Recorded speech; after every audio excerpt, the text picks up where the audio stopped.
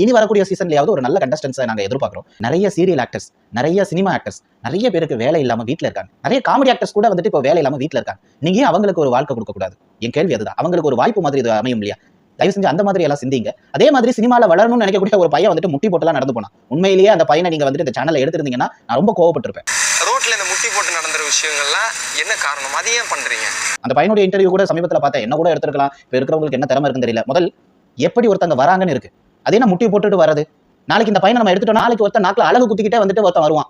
ஏன்னா big pass ஷோல எடுக்கணும்னு. இது தவறான ஒரு முன்னுதாரணமா போய் அமைஞ்சிடும். பைத்தியக்காரத்தனமா ஏதாச்சும் ஒன்று பண்ணாதான் ஏத்துக்கிறாங்க பிரதர். ஸோ அந்த மாதிரி எல்லாம் நீங்க எடுக்கல நினைக்கும் போது நான் ரொம்ப சந்தோஷப்படுவேன். இந்த விஷயத்துல அந்த பையனை நீங்க தேர்வு செய்யாதது நல்லதுதான். இருந்தாலும் நல்ல கண்டஸ்டன்ஸ்லாம் இருக்காங்க, நல்ல ஹார்ட் ஒர்க்கர்ஸ்லாம் இருக்காங்க. வெள்ளி திரையிலையா இருக்கட்டும், சின்ன திரையிலையா இருக்கட்டும், குறிப்பா வந்துட்டு இன்ஸ்டாகிராம்ஸ்லயா இருக்கட்டும், நல்லவங்களுக்கு வாய்ப்பு கொடுங்கப்பா.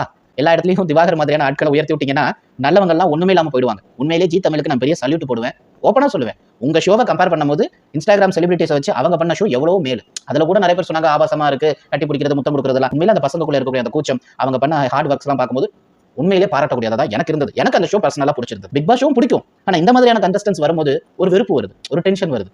ஓகே, எனிவே அடுத்த சீசன்லயாவது ஒரு நல்ல கண்டஸ்டன்ஸ் நீங்க கொடுக்குறீங்களா அப்படிங்கறத பார்க்கலாம். என்ன வியூவர்ஸ், உங்களுக்கு இந்த பிக் பாஸ் 9 உடைய செலிபிரிட்டிஸை பத்தி என்ன தோணுதுங்கிறத கமெண்ட் செக்ஷன்ல சொல்லுங்க. இப்பொழுது விடைபெற்றுக் கொள்கிறோம். நன்றி, வணக்கம்.